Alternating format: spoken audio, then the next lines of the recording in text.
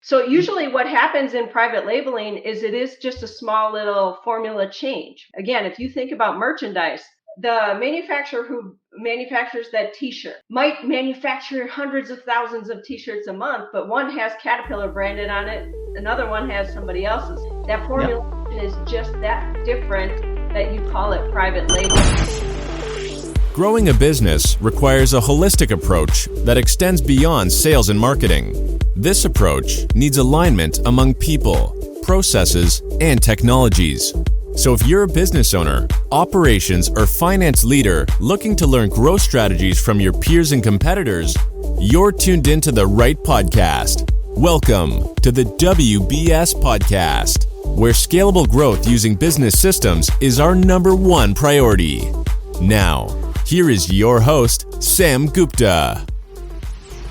Hey everyone, welcome back to another episode of the WBS Podcast. I'm Sam Gupta, your host and principal consultant at independent ERP and digital transformation consulting firm Elevate IQ.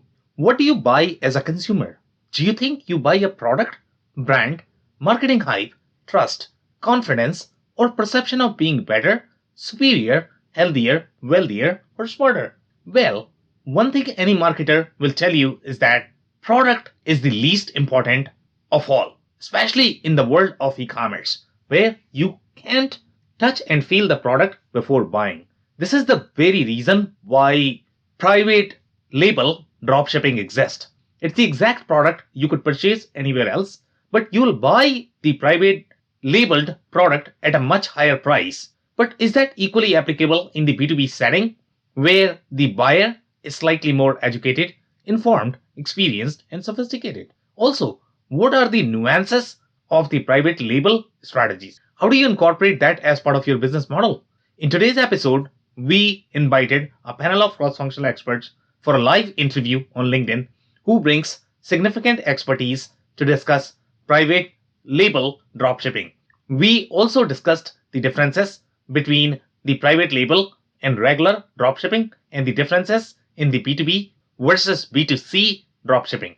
Finally, we discussed the strategies to accommodate dropshipping in the business model for e-commerce businesses and the MOQ and margin requirements for the business model. With that, let's get to the conversation. Hello, everyone. Welcome to today's show. And if you're joining for the first time, this is part of our e-commerce series for which we meet every Wednesday at 5:30 p.m. Eastern. We pick one topic related to e-commerce, and we always have an expert panel that is going to share their insights and wisdom. For today, we are going to be talking about the private label and dropshipping. It's going to be very exciting to discuss why you need to have that as part of your business model, whether you are talking about B2B or B2C. So we are going to discuss all of that. But before that, we are going to start with everybody's intro. I am going to start with my intro. If you don't know me, I am Sam Gupta.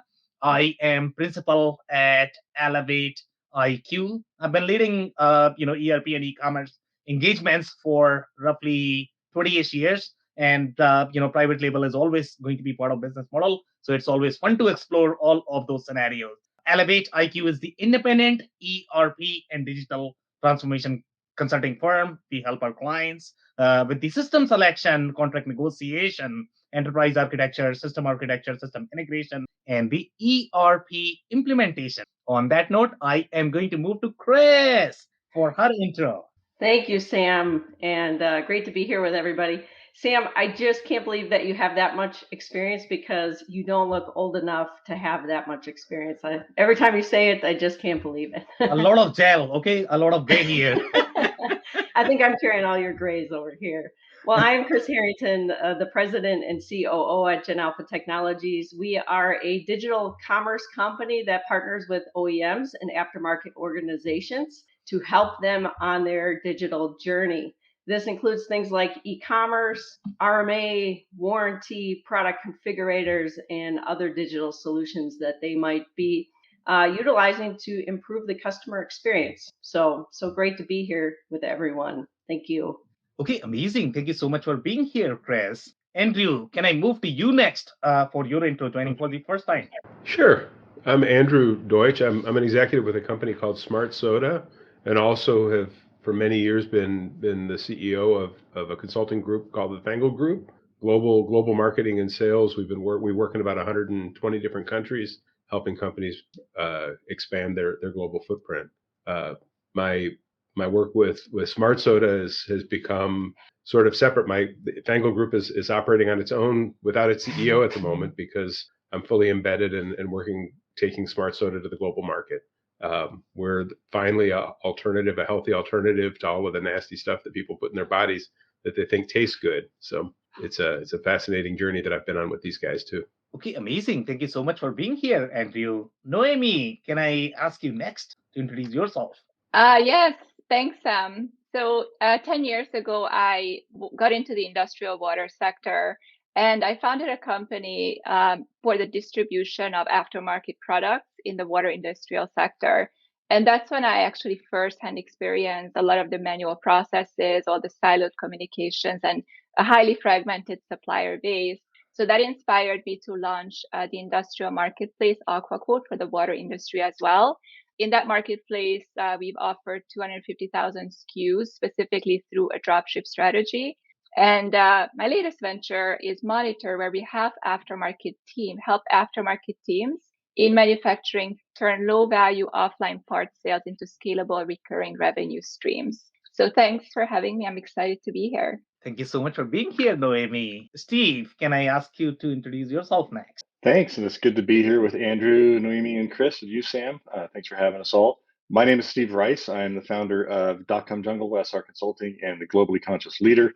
Too many things going on in my life, but with .com Jungle, for the most part, that's why I'm here, and we help manufacturers make and implement wise technology choices. And I've been doing that for over 20 years, and I have a bunch of experience actually working with some supplement companies who have done some white label manufacturing and even owned a third of one for a while. So it is something that I have done and helped with. Okay, amazing. Thank you so much for being here, Steve. And before we start on today's topic, if you are in the audience and joining for the first time, we typically look at the comments and questions. So if you have any comments or questions that you would like us to address, we are going to review all of those. If we cannot get to them during the show, we'll make sure that you get your responses. Our panelists are going to make sure that you get them. On that note, I am going to start with the first question with you, Chris. And that is going to be, I don't know how many people really understand what private label dropshipping means and how it differs from your regular dropshipping. Do you want us at this stage in terms of what is the difference between those two? Sure. So I guess to first maybe just use some big brands I think we would all be familiar with that could maybe help us set the stage for what we're talking about when we talk about private labeling dropship. If we think about companies like Caterpillar, these are big names, big brands, John Deere, Harley Davidson, right? And we think about their merch, the merchandise that they sell. So Caterpillar has a workwear gear and some work boots. Really what you're talking about here is a third-party manufacturer who is helping to manufacture goods that are going to be supplied directly to your customers. It can be your customers, your distributors. So again, if you think about Harley Davidson and all of Harley Davidson's gear and accessories, often they are not manufacturing those items. They are focused on the manufacturing of the motorcycles, right? And that goes through their plant, and their inventory operations would be more the products that Harley manufactures. But they will work with third-party manufacturers to create these additional product lines that will generate revenue for them. And often they're able to do this because their brand is so highly recognized that it does become this additional source of revenue for them. Customers want their products. They want to wear their products. They want to own their products, and they leverage their brand to deliver these other products. I think about John Deere, and I think about John Deere toys and how that toy business has really taken off for them. Kids love, especially farming children who are in that egg business. They just love to have a John Deere toy. Well, John Deere doesn't manufacture those goods. Often they're manufactured and private labeled for John Deere, and either John Deere will inventory them depending on their process, or they'll have them drop shipped from that manufacturer to the different distributors who might be purchasing their products. So hopefully that gives you just a real good foundation of some of the type of companies and brands and the different ways that we can think about drop shipping type products with that private label component. Yeah, very interesting flavor there, to be honest, and that's a great start, because I was thinking, okay, how is the private label going to be applicable to B2B? So the follow-up question that I'm going to have for you is, obviously the merch is probably going to be a change money for these brands. I mean, that's not their core business model. Obviously, they are doing that just to build the community, just to build the momentum, just to promote their brand. But obviously, their overarching goal is going to be to sell that big giant machinery so that they can all meet their numbers. Right? So, do you see the private labeling only in case of merch, or have you seen any other scenarios where, let's say, they are selling either the aftermarket components or anything else in the private label setting?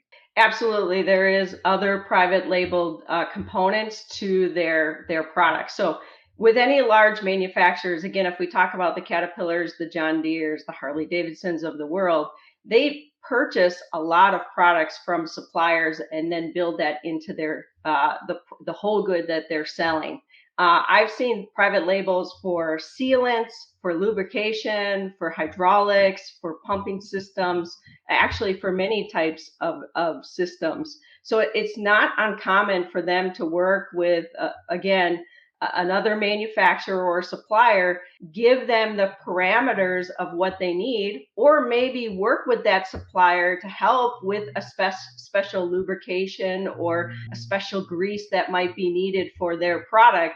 And then they private label it under their brand and sell it as their own. So absolutely, it will be much broader than merch, but I thought merch would be something people could connect to easily. Okay, amazing. Thank you so much for that, Chris. Andrew, I'm actually going to come to you. And obviously, when you look at the private label business model, the most applicable scenario is obviously going to be in the case of because that's where the real play is. When we look at different startups right now, I don't know how many startups really manufacture their own products. They are really the marketing company in my eyes a lot of times. So when you compare the advantages and the benefits of the private label dropshipping versus the regular dropshipping, you can do both. So what have you seen, and what are the differences that you have seen in B2B versus B2B? I don't know if you're going to have any comments on the B2B, but I would love to. In the B2B market, which is really where most of my career has been in the industrial space, so many manufacturers that I've worked with over the years produce into a box with a generic label, and they will either swap the label, inkjet, or otherwise the package to the client who it's shipping to, especially when you manufacture, for example, in the packaging industry, when I was working with plastic strapping, you would sell to end users. You would also sell to competitors with products that they couldn't produce, and you would sell through distribution. So a distributor wouldn't want the customer to know the specific part numbers so that they could shop somewhere else. In the consumer space, one of my favorites years ago, we opened the Brazilian market to the American mattress industry. And in the US, you can every advertiser out there who's advertising Mattress Matters, whatever the store is, that you can price shop anywhere, and if you can find a better price, it will be met with a discount.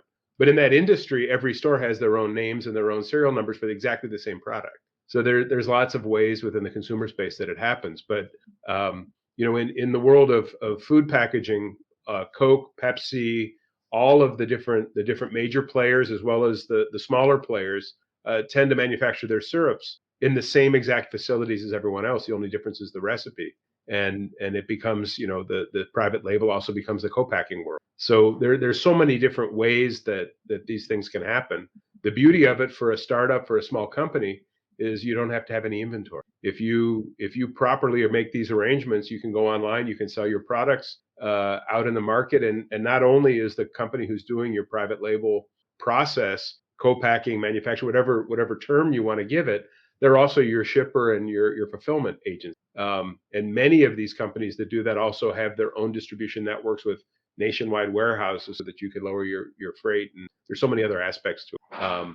Many people that I've seen in the startup world have what looks like major manufacturing facilities, and the reality is they have an office in a think tank somewhere in a shared workspace, and they're able to do massive business without ever buying a single piece of manufacturing equipment. So very interesting, and there are a lot of different layers to that discussion, and we can take several different directions. But the direction that I would like to take here is going to be really, I don't know how many people are going to be familiar with the differences. I know that you are saying these are really different terms when you look at the private label versus co-packing. But since you have so much, Yeah.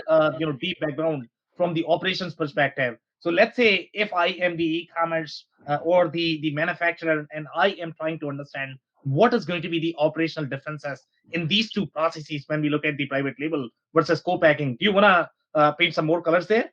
Well, I mean, again, it's a matter of splitting hairs with terminology, but in the industrial packaging world, adhesive tapes, all of the materials, envelopes, boxes, all of that stuff is mostly private label, and you wouldn't know who the actual manufacturer is.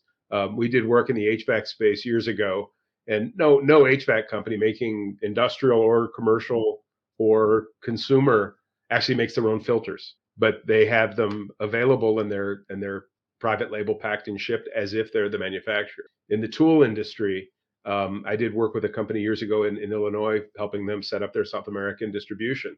They manufactured all of their tools in their own name, as well as 19, 20 other brands. And the only difference was when they put handles, they used different colors and changed the box. So many times, even at the supermarket level, when you buy generic cake mix, it probably was made in the same places where they're making the other brand. The reason it's less expensive and private labeled is because when you're buying that, you're paying 30% of the price is the advertising. And if that manufacturer's not having to do the advertising, they can afford to sell it cheap. And many times the decision at the industrial level is, how do I maximize my capacity and utilize the total capacity of manufacturing? If I can produce X number of units a year, but I can only sell Y, how do I fill the difference? Well, I can private label for others. Okay, amazing insights there. Thank you so much, Andrew, for that. Noemi, I am actually going to come to you. So, from your experience, what have you seen when you compare the differences between your regular dropshipping versus the private label dropshipping and B2B versus B2C? What have you seen? Sure, Sam. So in our business, we are doing mainly industrial products and industrial parts, and we are dealing with a lot of different brands. And what we've seen, especially lately in the last few years, is that customers have been really switching to the private label brands a lot more, especially due to the supply chain disruptions that we've been seeing. Average of 24-week lead time has not been that uncommon in my sector. And so a lot of that has caused switching temporarily, at least, to these private label brands. And I think what's really important to know that these private label brands, the question is, will the customers stay loyal to these brands, or is it just short term? So I think one of the important things that can be done for these private label brands is to create a way for the brand strategy to be able to, for customers to be able to see them as a perceived brand that is really a quality brand. Because sometimes private label brands tend to have a perception that it's maybe not as high quality because it's a lower cost. So I think that would be an important part. And regarding, Sam, your question of what is the difference between private label dropshipping and regular dropshipping, right? Yep. So very often the supplier distributor will want to keep inventory of the private label dropshipping if it is in their name. And often the times they have virtual warehouses where they are really shipping these dropship items from. And often I believe there is not much of a difference in the shipping strategy that I have seen, except some of these private label brands are not as open to dropship for you. So then you have to keep the inventory yourself. Very interesting. So you dropped a very interesting term there called virtual warehouse. And I don't know how many people are going to be familiar with what a virtual warehouse is. So do you want to describe that from the process perspective? Okay, where virtual warehouse fits into the overall strategy, and why do these e-commerce companies or manufacturers are going to require a virtual warehouse, and how that is going to help with the private labeling as well as dropshipping? Absolutely. So, a virtual warehouse in my industry is a partner warehouses of other stocking distributors and manufacturers that are shipping and fulfilling orders on the behalf of the distributor. And I'll give you an example. A few years ago, we got a really frantic phone call from a customer we'll call John, right? So we get a very frantic phone call. He says, my product, the filters that he's been using in manufacturing agricultural products, has completely been destroyed, and the plant was completely down. And he said every single hour he was down, it was $50,000 an hour of lost revenue. So he have called everybody. He went on Google. And of course, that's where product searches start, especially in really fragmented industries, right? Where you don't have visibility of inventory information that's aggregated. So he called us. Because of our partnerships with virtual warehouses all over, we were able to really quickly check that product, which was not a common product, find it at one of the warehouses, and within an hour, we had a shipping logistics company begin to ship it to him, which arrived the next day. And nevertheless, that's a loyal customer after that, right? When you have access to that much inventory information across multiple locations, that's sometimes the closest proximity to the customer. But sometimes they're just products that are not often on the shelf, and you may find a distributor that's trying to turn that product over, right? And you wouldn't find it unless you had that partnership with them. Okay, amazing. Thank you so much for those insights, Noemi. So, Steve, I'm actually coming to you, and the question is going to be the differences between the regular dropshipping versus the private label dropshipping in your industry. I don't know if you are going to notice any other differences that these guys have already stated, and the difference between B2B and B2C. Well, the main difference is that if you're just drop shipping, you're drop shipping somebody else's product, and they've given you permission to do it, right? If you're white labeling, you could be going direct to consumer, and you could be going B2B. The main difference between a direct to consumer model, I think, and a B2B model is whether you're able to hit the MOQs, the minimum order quantities for B2B shipments. And I'm not sure we can have this conversation without talking about Amazon, because I think the advent of Amazon has brought this concept and this idea into stark contrast, because there's a ton of people competing for brands and products to sell on Amazon, and some of them are vendor central and some of them are seller central. But it's because of that, there are a lot of private white labeling third-party companies that have popped up in support of that idea. And I think what a lot of people don't realize is a large percentage of the vitamins that you actually see online, they're not special. I don't mean to minimize the effectiveness of vitamins, but a lot of the 2,000 milligram vitamin D, if it's not from Now brand or a brand that you've known since you were a kid, it was probably white labeled in like one of 5 factories in Georgia or California. So that's an industry where you'll see a lot of private labeling, but you'll also have some MOQs involved, and you can go as low as 24, but your margin is going to be almost nothing. Whereas if you actually come up with a formulation yourself, you might be working with the same factory, and you'll have something special. You can get a higher margin from it because you actually made it up and worked with their chemists to make it. But then your MOQs are probably going to be 600 to 6,000. So those would be the main differences, really, the MOQs and who you're drop shipping it. Okay, very interesting. So since you mentioned the Amazon comment, that comment is probably going to be applicable in the traditional world as well. So let's say if I'm looking at vitamin, you said that, if I pick 5 bottles, they probably are going to be, the only difference is probably going to be packaging. Now, if I go to Walmart and if I look at Great Value brand, I don't know how comfortable you are going to feel in picking that, but based on your comment, is the quality going to be same? in the Great Valley versus some of the other products that are going to be sitting on the shelf? Or do you have any commentary there by any chance? You know, I don't. I'm going to say I'm going to answer that a couple ways. One, I don't really. Okay. Two, I have people who work in the medical, like family members who work in the medical field, and I've asked them kind of like that same question about like ibuprofen. Do I need to pay for generic or regular? And they say it's the same thing. Chemically, it's the same thing. The third answer though is if you might get vitamin. Let's see. Think about fish oil. Yeah. Some fish oil, if it's not tested properly and you don't know where it came from, could have high levels of mercury in it. And so you may actually want to be looking for a label for something that's maybe hand pressed in Norway, to give an example, and also third party tested for detection of mercury or something like that. So there are ways to check it out.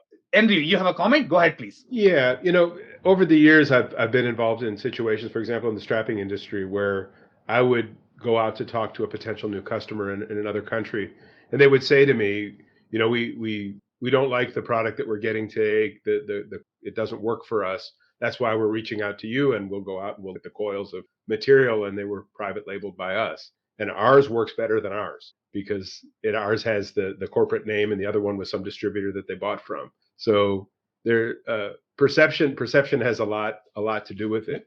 Years ago, I was involved with a company that was manufacturing hand tools for the DIY market, and when they were selling the exact same drill to Walmart, who insisted that every year they had to reduce cost, there would be a certain percentage less winds in the motor to save on copper. And the model number was identical. The serial number would tell you whether it was a Walmart product or a non-Walmart product. It's not really necessarily within the realm, but we're talking about it was a national brand, but depending on where they sold that same SKU, it had different components. It had a slightly cheaper plastic and less wines. So the whether or not what you're getting with a private label, or white label, whatever we want to call it, there typically is no difference, but you really can't tell until you've tested the product and whether it's under the same standard. Okay, amazing insights there. Thank you so much, Andrew, for that. So the next segment is going to be really into the strategy.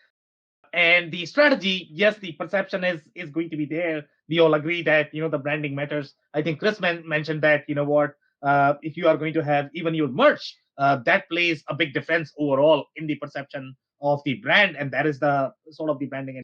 In any case, even if the underlying product is probably going to be similar or exact same, even after that, I think there is a little leverage there overall from the branding perspective. Because when I look at two products, I mean, those two products are exact same, but if one has better branding, I feel far more comfortable buying that, because it's not just the product itself, not just the functioning of the product. It's also the branding and marketing, and you need to hang out with your friends and you need to show them that you are buying a decent product, to be honest. Okay. So the logo matters. We can all agree with that. Now, the strategy question is going to be that when we look at the operational accommodation in the business model, when you are accommodating, let's say, the private label strategy in your business model, you need to think about a lot of different things. And that is going to be your MOQs. That is going to be your margins. That is going to be your virtual warehouse.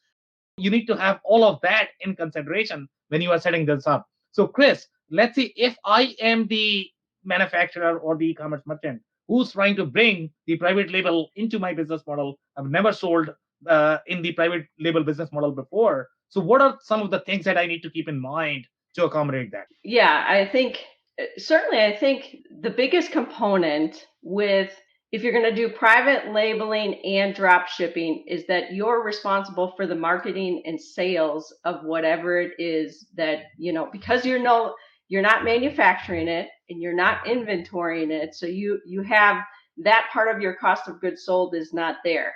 The strategy that you really need to focus on is how are you going to attract customers to this product. And so your selling strategy and your advertising costs are something you're going to be paying close attention to.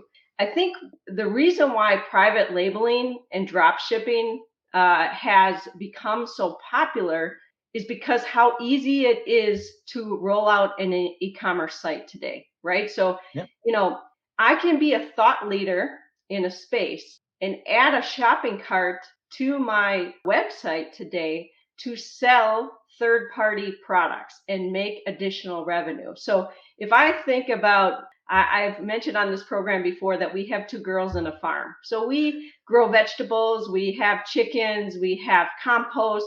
So if we wrote about this and we told our story and we wanted to sell some products that we didn't manufacture here on our farm, but we wanted to sell gardening supplies and maybe compost solutions and other things that other people are already manufacturing, but we might be able to put the two girls in a farm label on. So there's some packaging cost to that. Our ability to sell that would really depend on how we've built our audience, how we've created our brand, and how we've come to attract people. I really think that's how this private labeling and dropshipping has become such a relevant topic today, because it's a lower cost to entry for me to sell products to get an additional revenue stream. So that's something, that whole model is something that's really taking off. If we look at your traditional businesses, like the original equipment manufacturers who are selling whole goods and servicing them on the aftermarket side, they also have traditionally had private labeling strategies. This strategy has been around for a long time. And really, it's because they want more market potential for the aftermarket products that go into the equipment that they've manufactured. So these equipment manufacturers are the engineers of the whole good. They engineer, they work with suppliers to determine what is going to create the best production of that machine.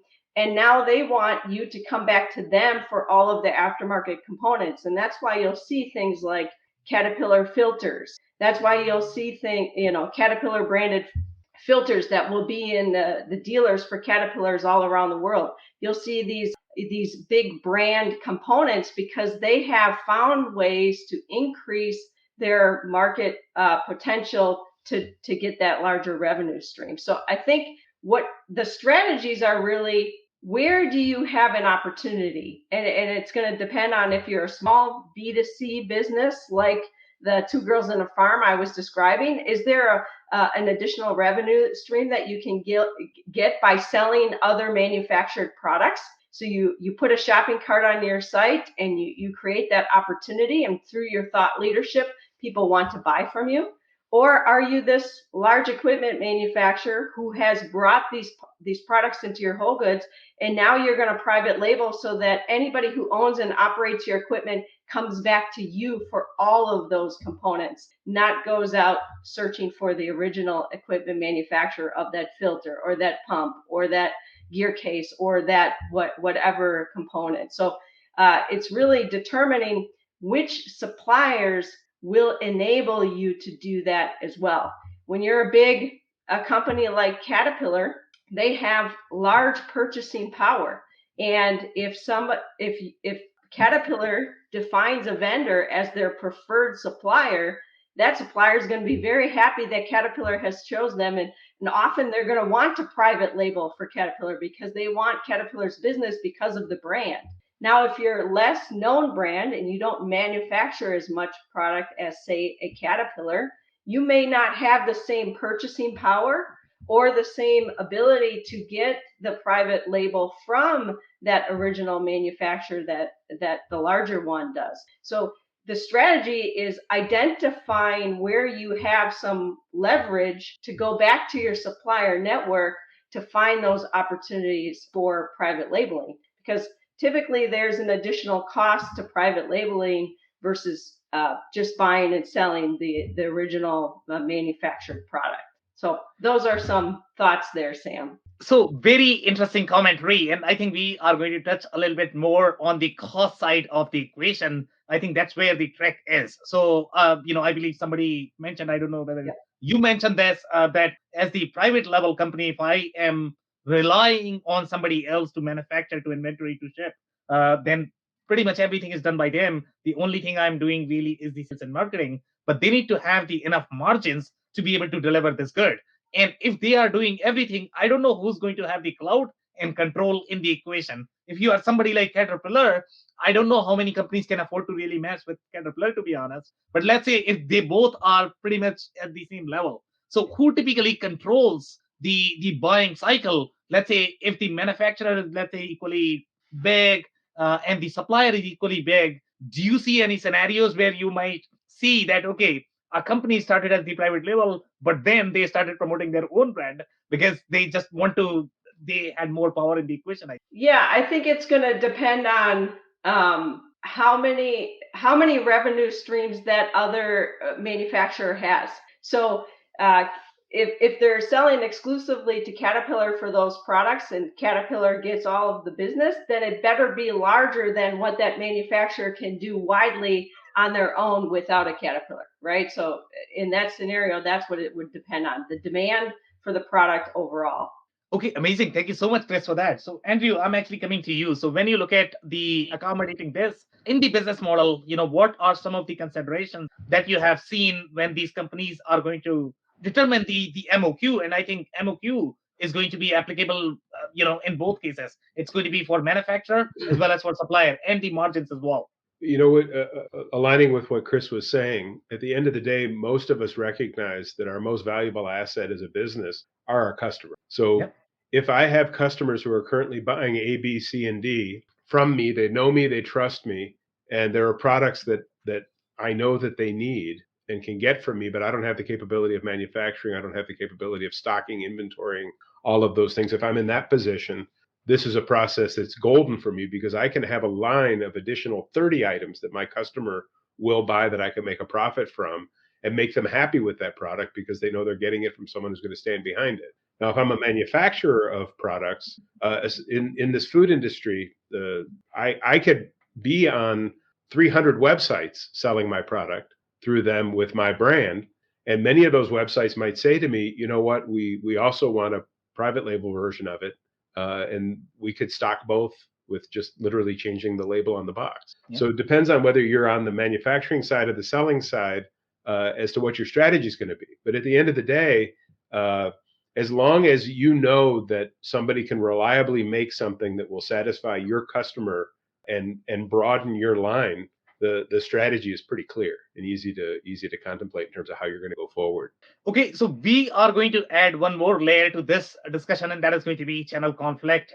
That is always something that we always are trying to bring in. And in this particular case, when you are saying that, I am trying to sell to 300 different retailers, and some of the problems that I am seeing in the market, let's say if you are a B2B product, in this particular case, when you are, let's say, supplying to many different suppliers, I don't know who is going to be responsible for warranty. And typically, that's going to be the manufacturer who is going to be supporting, let's say, if you are selling grills. It's not going to be your suppliers who can really support the grill because it has to go to manufacturer. And as soon as it goes to the manufacturer, then manufacturer sort of takes over the control in terms of, their ability to be able to sell to these customers. So in terms of channel conflict, when you look at the control, when you are selling through all of these different channels, everybody sort of has everybody's email address and you can technically market with them.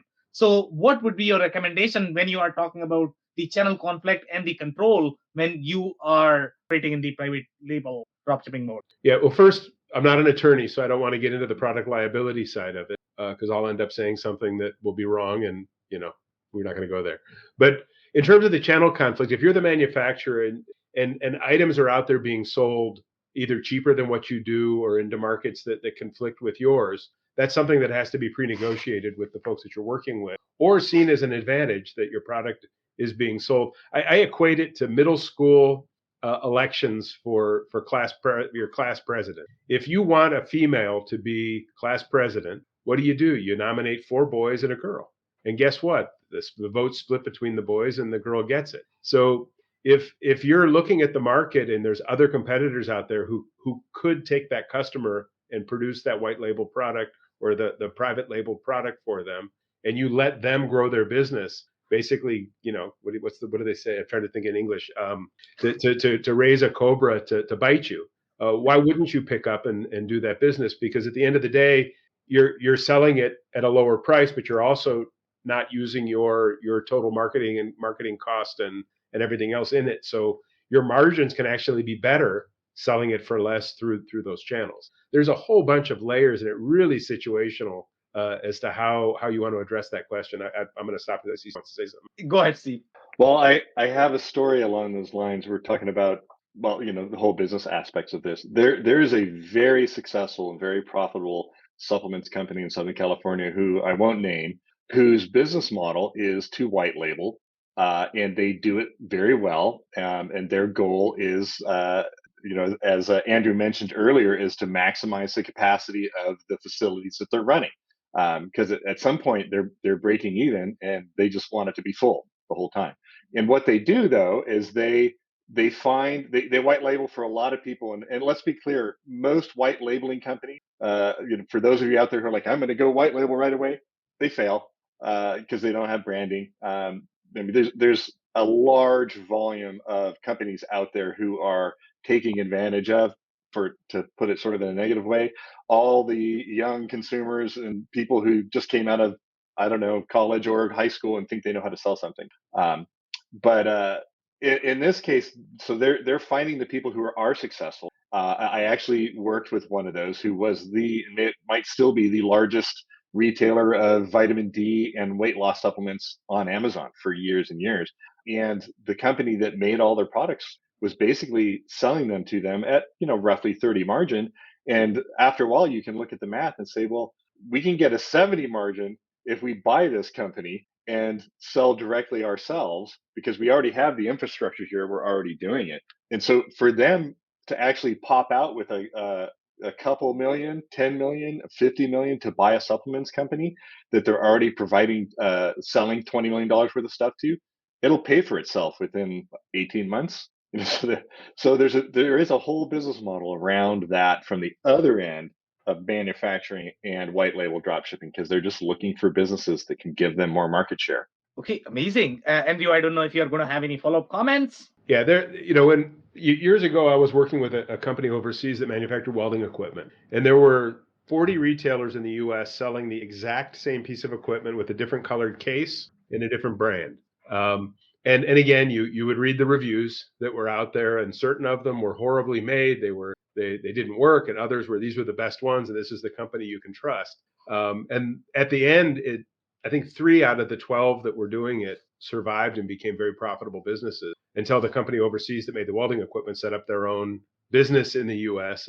and took it over. So in that case, the strategy for the manufacturer was, let's let these people spend the marketing dollars to give validity to our new type of welding machinery and grow the business selling it all white labeled. And then as soon as the market was penetrated and people recognized that this was a new way of doing things, thank you for spending your money, now it's ours. Which to me isn't the most ethical way to go to market, but yet another one of the strategies that this white labeling process can lead to. Okay, amazing. Thank you so much, Andrew, for that. So Noemi, I'm actually going to come to you. And we are looking at the business model and the margin, the MOQ. But I am probably going to get some more insights on Steve's comment, where he mentioned that, if you are going to be a startup, there are a lot of different startups that typically fail with this strategy. So what are some of the core reasons that you have seen? Are they going to be off with their margins, MOQ, or the branding itself does not work, or they are not able to sell? So why does the strategy not work for the companies that may not have as much experience with private labeling? That's a great question. And I'll follow up with Chris mentioned and Steve mentioned on the barrier has really lowered, for people to become white label and drop shippers lately. And because of all these technological changes, and everybody can set up a website really easily.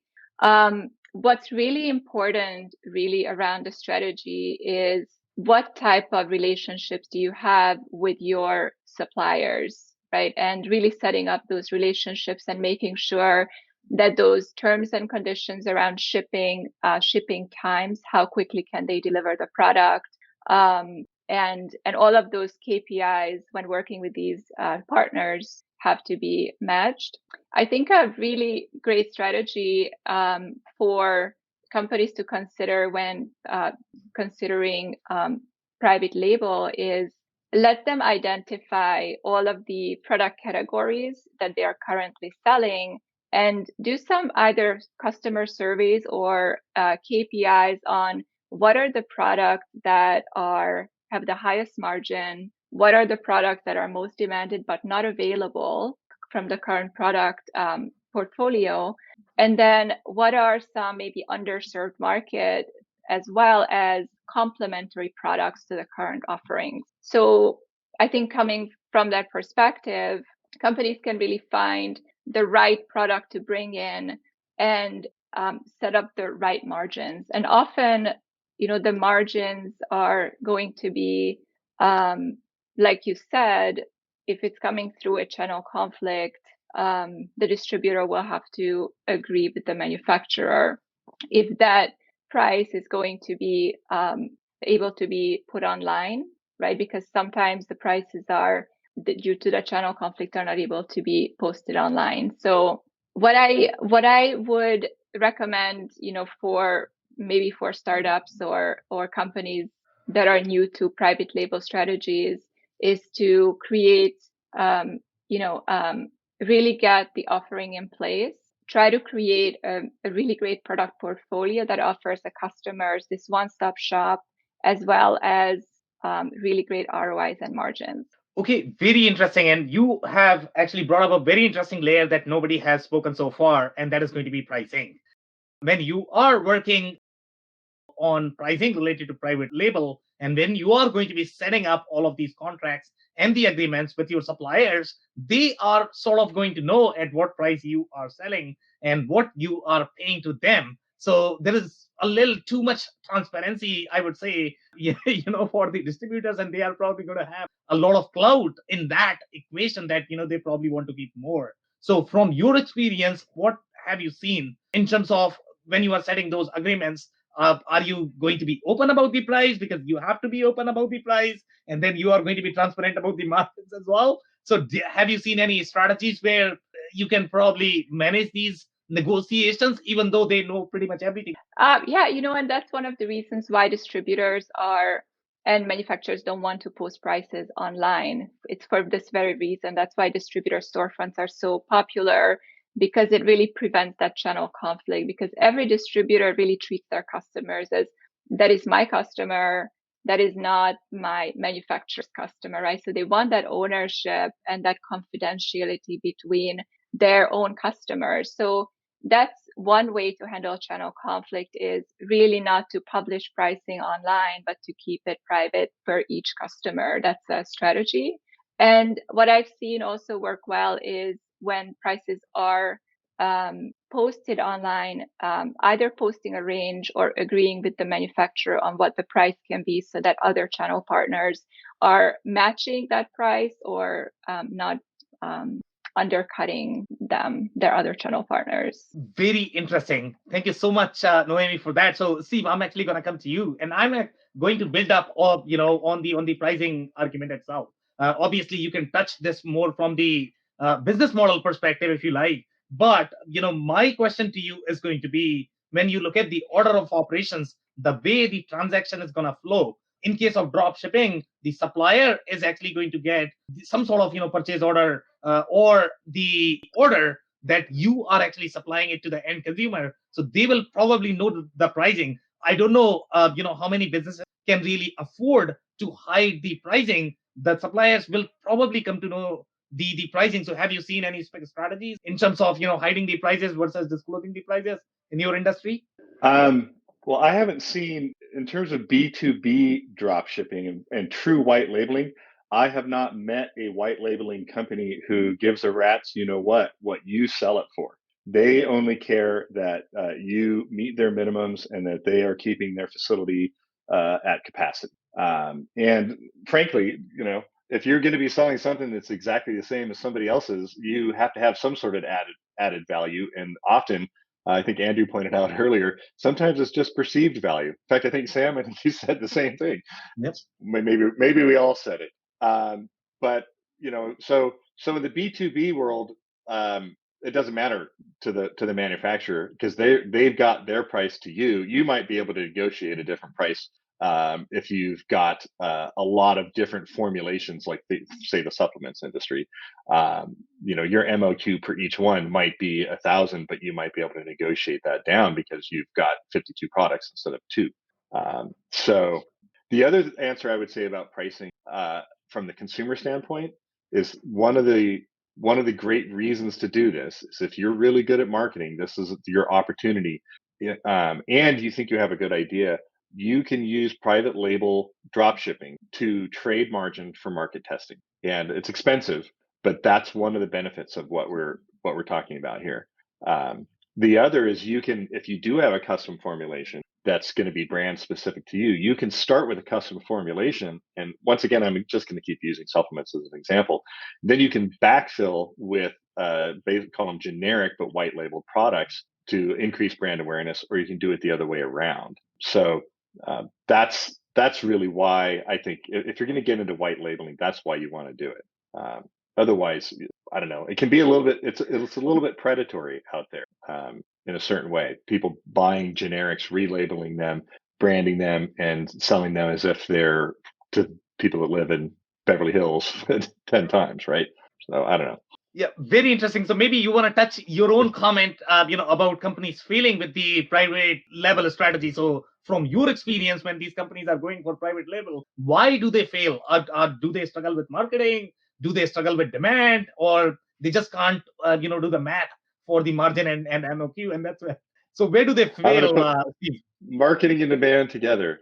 Basically, their branding and marketing fails, and they don't know how to get the product out there and put it, in front of people who are going to actually buy it. I mean, it's sort of that simple. It's a branding play, and if you can't do that, you don't belong in the industry. Okay, amazing. Andrew, did you have a comment? One of the other risks in line with what Steve's talking about is that if you're going to market with strictly private label things made by other folks, you're at the mercy of that manufacturer. So sorry, my alarm clock is going off. Someone must be in the driveway. I'm sorry. But if you go to market and you're going to come with 10 SKUs from a manufacturer who's selling you their capacity, and then they get really busy, you're going to end up in a disaster because you're not going to be able to have product to fulfill your need because they're selling you what's left. There's so many different ways that it can backfire. So if you don't know how to brand it, you don't know how to sell it, you don't know how to acquire customers, and you're at the mercy of some factory that's just currently selling their excess capacity, you've really set yourself up above a trapdoor. So there's a lot to consider in that realm also. Okay, amazing insight there. Steve, follow-up comments? Yeah, I think Andrew's at the mercy of his third-party white Labrador. He's a very proud standard poodle, I'll have you.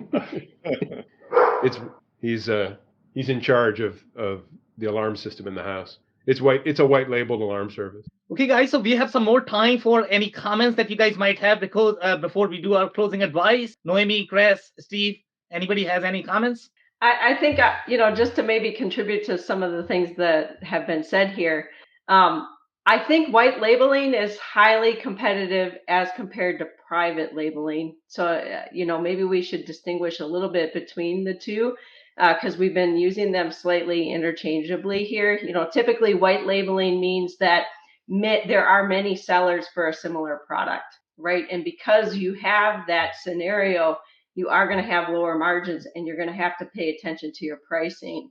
In private labeling, usually the supplier is building that formulation for you. So I'll use Steve's words, so it's actually your product, but manufactured by somebody else and private labeled for you. So you get to set the price. Now you have to have a price at a level in which people are willing to pay. But this is why I always like the merchandising strategy for large OEMs because they've already created this great brand, right? So they can go off and work with third-party manufacturers of these clothing lines and set the price for their products based on the willingness that people are willing to pay for wearing their goods, right? So that's just an interesting thing to think about as you're pricing your products. You have a lot more control if you're private labeling something. You also have a lot more risk because if you're the only one creating that good, you could have inventory left over, whether you have the inventory or the supplier that ran that line for you has the inventory. Either way, you have to have inventory. Usually you're not manufacturing a one-off. You have to be able to sell it. So you have to know a little bit about your demand, and that's where the whole MOQ conversation comes in. So I thought I would just distinguish between the two because we were using them interchangeably here. And you are so right, to be honest. And I'm actually going to give you a plug because, for Gen Alpha, when you look at the software industry, the way you would think about the white labeling versus the private labeling, white labeling is almost the opposite of the private labeling. Because in case of white labeling, what you are doing is, hey, Caterpillar, let's say if you want to use Gen Alpha, I'll put your logo, I'll put your branding. That is the white labeled version. But the private labeling is very different because I am actually trying to promote my brand. I don't know if this is similar in the commerce space as well. That's how I understood, Chris, of the white label versus. Well, kind of. I mean, it would have to be that, if, let's say, if Gen Alpha was rolling out a site that was exactly the same for every manufacturer, then that would be more like a white label, but logoed for them. The reality is, though, these manufacturers are so unique that we're never rolling out the exact same thing to everybody. So it is kind of like a private labeled solution built on something that is replicable, and you're still leveraging development that's been created for many companies. Does that make sense? So usually what happens in private labeling is it is just a small little formula change, right?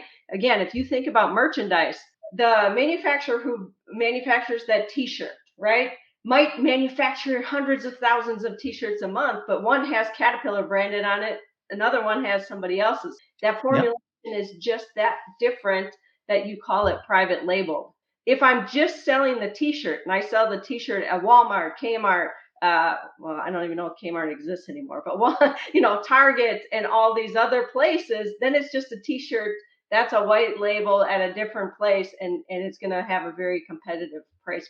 Okay, amazing. Thank you so much for that. So the only thing we can take right now is going to be super short closing advice. So Chris, what is going to be your closing advice? I like the idea of private labeling for different revenue streams that help me increase my brand presence. So that's where I would try to look for private labeling, drop shipping opportunities. Where can I have lower risk, but still have a higher, a new revenue channel? That's what I like about this strategy. Okay, amazing. Thank you so much, Chris. Andrew, what would be your closing advice, please? I think it's a great way to expand with existing owned customers, folks that work with you. But certainly, if you've not done it before, seek advice from those who have, because there's great paths to success and there's also great paths to failure, which are easier to find if you're not careful. Okay, amazing. Thank you so much for that. Noemi, what would be your closing advice, please? I like to make a plug for new customers, right? Because bringing on new products is really exciting, but really having a very clear long-term brand strategy and customer acquisition model, especially when these costs are getting higher and higher, is really important. So, love it. Thank you so much for that. Steve, what would be your closing advice, please? Don't get caught up in the if we build it, they will come scenario. This isn't Field of Dreams. Actually, have a vision and bring something better into the world. Okay, love it. That's it for today, guys. If you joined for the first time, this was part of our e-commerce series for which we meet every Wednesday at 5:30 p.m. Eastern. We always pick one topic related to e-commerce and always have an expert panel that is willing to share their insights and wisdom. So make sure you are not going to miss next week's show. We are going to be on that note. Thanks everybody for your time and insights today. Thank you, Sam. Thanks everybody. Sam. Thank you. Thank you, Andrew's dog. I cannot thank our guests enough for coming on the show, for sharing their knowledge and journey. I always pick up learnings from our guests, and hopefully you learned something new today. If you want to learn more about Christina Harrington, head over to genalpha.com. It's genalpha.com. If you want to learn more about Steve Rice, head over to .comjungle.com. It's .comjungle.com. If you want to learn more about Andrew Deutsch, head over to smartsoda.com. It's smartsoda.com. If you want to learn more about Noemi Kiss, head over to monitor.com. It's monittor.com. Links and more information will also be available in the show notes. If anything in this podcast resonated with you and your business, You might want to check other related episodes, including the interview with Hugo Fuentes, who shares the nuances of inventory turnover and how that could help optimize the inventory and cash flow. Also, the interview with Ben Searcy, who shares his insights into the importance of customer advocacy and mass customer mobilization. Also, don't forget to subscribe and spread the word among folks with similar backgrounds. If you have any questions or comments about the show, please review and rate us on your favorite podcasting platform or DM me on any social channels. I'll try my best to respond personally and make sure you get help. Thank you, and I hope to get you on the next episode of the WBS Podcast. Thank you for listening to another episode of the WBS Podcast. Be sure to subscribe on your favorite podcasting platform so you never miss an episode. For more information on growth strategies for SMBs using ERP and digital transformation, check out our community at WBS.rocks. We'll see you next time.